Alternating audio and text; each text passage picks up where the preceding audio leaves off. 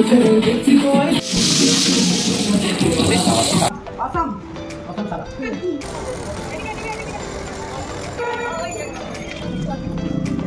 Prefer করলাম তোমাদের এই বিচের ধারে কোনো এগুলো কিনে খাওয়া।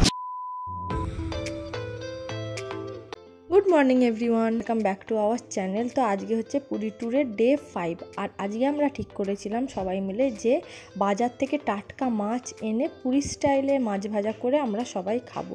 তো তার জন্য আমার বর, বাবা, শ্বশুরমশাই সকাল সকাল চলে গেছে টাটকা টাটকা মাছ কিনতে। পমপ্লেট, চিংড়ি, কাতলা সব মাছ নিয়ে এসছে। আর এখানে সকালবেলা জাস্ট মাছের বাজারে ভিড় দেখুন, আর এত ফ্রেশ মাছ। তুলে দেখাও, দেখে নাও সাইজ। আর পুরী মার্কেটে এই একটা সুবিধা খুব ভালো, সেটা হচ্ছে চিংড়ি মাছ কেনার সাথে সাথে ছাড়িয়ে দেওয়ার লোক আছে। আর এই কাকিমা এত সুন্দরভাবে এত তাড়াতাড়ি করে চিংড়ি মাছগুলো ছাড়াচ্ছিল, দেখে মনে হচ্ছে চিংড়ি মাছ ছাড়ানো কোনো ব্যাপারই না। আর এত ভালো লাগছিল দেখতে চিংড়ি মাছগুলো ছাড়ানো। আর ভোরবেলায় যেহেতু আমার বররা বেরিয়েছিল, তো আমায় ফোন করে জিজ্ঞাসা করেছিল যে কিভাবে করবে, কী কী নিতে হবে না নিতে হবে।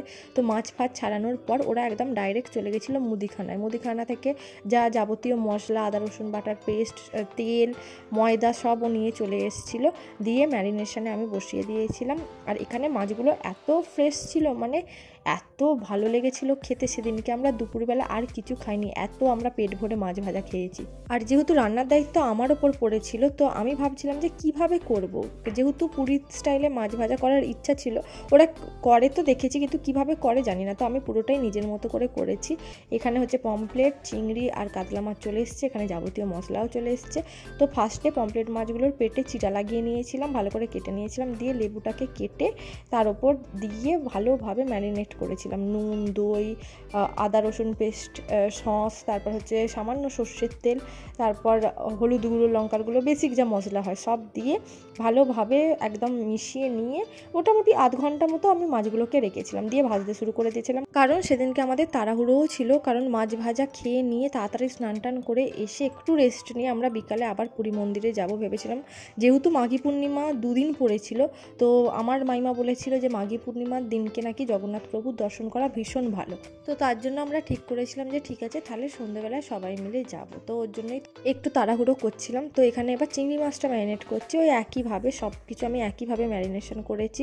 টক দই, নুন, ধনে গুঁড়ো, জিরে গুঁড়ো, তারপর হচ্ছে হলুদ গুঁড়ো, কাশ্মীরি লঙ্কা, আরও লেবু দিয়েছিলাম, সামান্য চিনি দিয়েছিলাম, সস দিয়েছিলাম, সর্ষের তেল দিয়েছিলাম। প্রত্যেকটা মাছ আমি একইভাবে ম্যারিনেট করেছি। আর চিংড়ি মাছগুলো সাইজগুলো এখানে যা দারুণ পেয়েছিল বাবা, মানে অসাধারণ। ওরা সবাই সকালে গেছিলো, তাই এত টাটকা মাছ পেয়েছে। প্রত্যেকটা মাছ এত ভালো খেতে ছিল, মানে বলার বাইরে। আর ভাজাটা হয়েছিল তত ভালো। আর ভাজতে ভাজতে আমরা এত আনন্দ করেছি, সবাই মিলে নাচানাচি করেছি, নাচছিলাম, নাচতে নাচতে খাচ্ছিলাম, এই হচ্ছিল। আর এই মাছ ভাজার প্ল্যানের ক্রেডিট গোজ টু আমার বর, কারণ ও বহুদিন ধরে বলছিল পুরীতে গিয়ে একদিন মাছ ভাজা করে খাবো। তো এবারে প্ল্যানটা সাকসেসফুল হয়েছে। এখানে আমাদের সবার উত্তাল নৃত্য শুরু।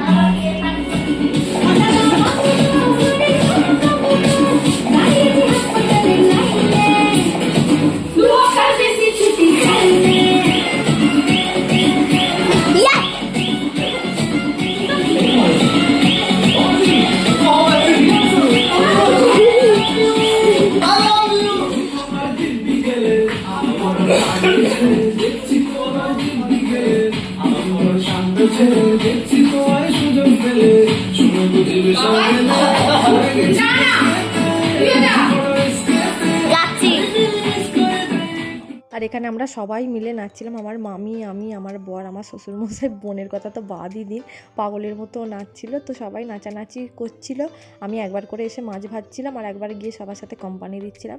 আর আমি না ভাবছিলাম পমপ্লেট মাছে কি হয়, দেখবেন কোটিংটা খুব সহজে ধরে না। তো পমপ্লেট মাছকে খুব ভালো করে ম্যারিনেট করে রাখতে হয় কিছুক্ষণ, দেন কোটিংটা করতে হয়। তো আমি ভেবেছিলাম ভেতরে মশলা ঢুকবে কি ঢুকবে না, কিন্তু যখন খেলাম তখন বুঝলাম যে অসাধারণ হয়েছে। আর মানে সবথেকে ভালো কোটিং পমপ্লেট মাছটাতেই ধরেছিল। ছিল। আর এত ভালো লেগেছে, আমার বর বলছে তুমি তো পুরো একদম সেই কি বলবো পুরীর সমুদ্রের ধারে যেরকম বিক্রি করে একদম সেরকম স্টাইলে করেছো।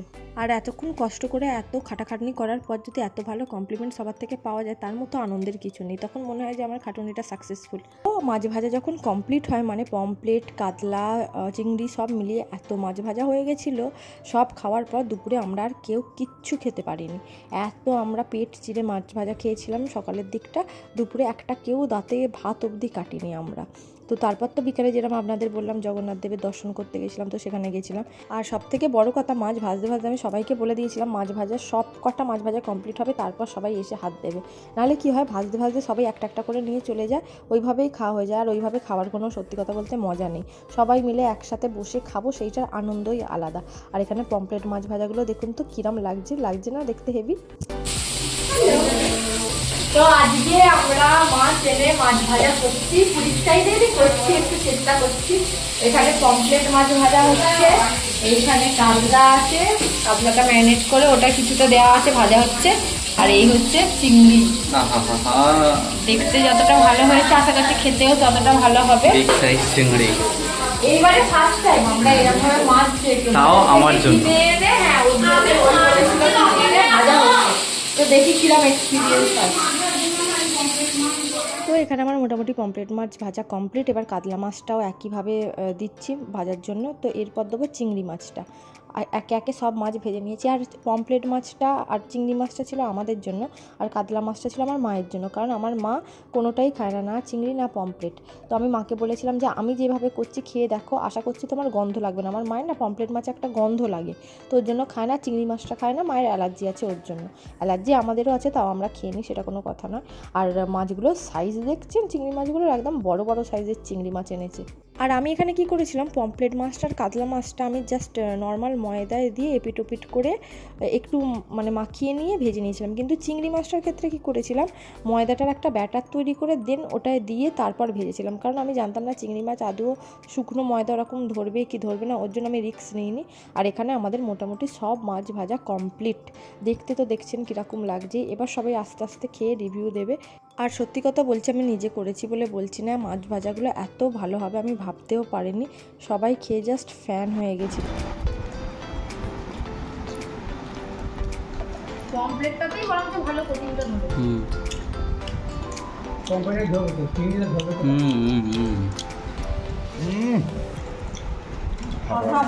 আসাম সালা। এটা হচ্ছে চিংড়ি। একটা দোকান দেবো ভাবছি।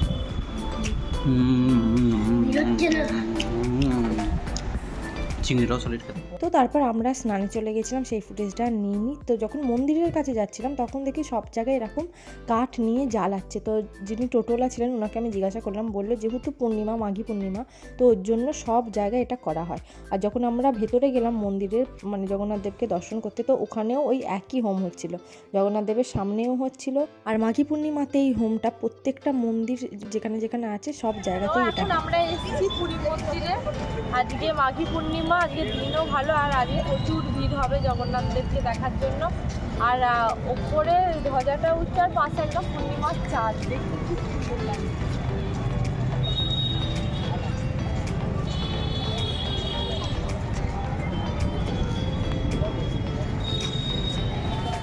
আর সন্ধেবেলায় কি হয়েছিল, আমার হঠাৎ করে পেটে এত যন্ত্রণা হচ্ছিল মন্দিরে, আমি ওর জন্য মায়েদের সঙ্গে আসতে পারিনি।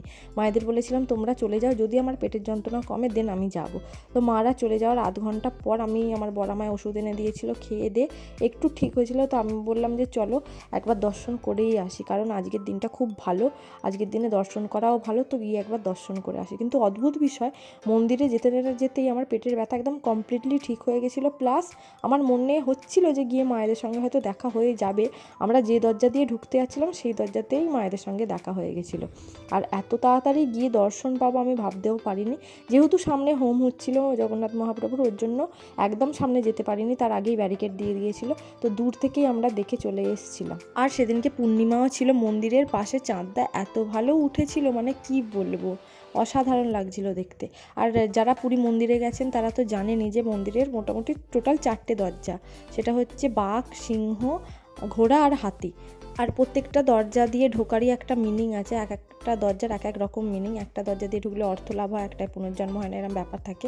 আর দেখছেন চাঁদটা কী ভালো লাগছে। আর সেদিনকে মানে মন্দিরটা এত এখন ভালো করে দিয়েছে জগন্নাথ মন্দির, মানে আগে যখন ছোটোবেলায় এসেছিলাম মন্দির পুরো আলাদা ছিল, আর এখন কমপ্লিটলি চেঞ্জ। মানে এই মন্দিরে আমি সারা দিন কাটাতে পারি বসে, এত ভালো লাগছিলো বসে গল্প করতে, আর এত ভালো হাওয়া দিচ্ছিল।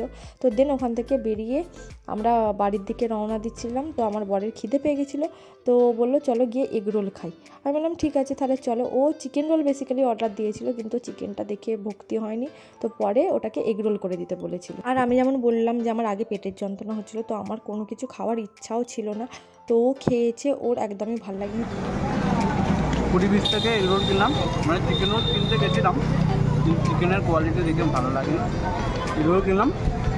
এগ রোলটা ডবল এগের রোল। আমি প্রেফার করলাম তোমাদের এই বিচের ধারে কোনো এগরোল ফেগরোল কিনে খাওয়া, একটু ভেতরে ঢুকে রেস্টুরেন্ট আছে অনেক, খাও, অনেক ভালো ভালো কোয়ালিটি পাবে, কিন্তু বিচের ধারে এরা ফুল লুটে নিচ্ছে, ভালো কোয়ালিটির খাবারও দিচ্ছে না। তো তারপর এখান থেকে খাওয়া দাওয়া শেষ করার পর আমরা একটু সি বিচে বসেছিলাম, দেন একবারে ডিনার করতে চলে গেছিলাম। আমার শরীরটা যেহেতু ভালো ছিল না, তো সবাই বললো যে বেশিক্ষণ বসার দরকার নেই, গিয়ে খেয়ে দে, একদম হোটেলে গিয়ে রেস্ট নিবি। তো সেদিনকে আমি রাতেও কিছু খাইনি, নিরামিষে, যেহেতু আমার মাইমা নিরামিষ খায়, তো মাইমা আলুর দম রুটি নিয়েছিল, আর বাকি আমার শাশুড়ি মা, আমার বর সবাই মিলে চিকেন কষা আর রুটি নিয়েছিল। চিকেন কষাটা মোটামুটি করেছিল, বললো খুব ভালোও করেনি। ওরা অন্যদিন যা রান্না করে সেই তুলনায় চিকেন কষাটা নাকি অত ভালো হয়নি। তো যাই হোক, সে হয়তো চিকেনটা অত ভালো করে ওরা করতে পারেনি, বাট ওদের আদার্স রান্না খুব ভালো। আমার চিকেন কষা খাচ্ছে,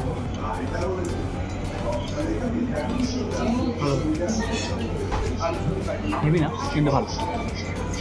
তো পুরী ট্যুরের ডে 5-এর ভিডিওটা আজকে এখানেই শেষ করছে। আজকের ভিডিওটা এটুকুই। যদি কিছু ভালো লেগে থাকে please do like, share and subscribe my channel.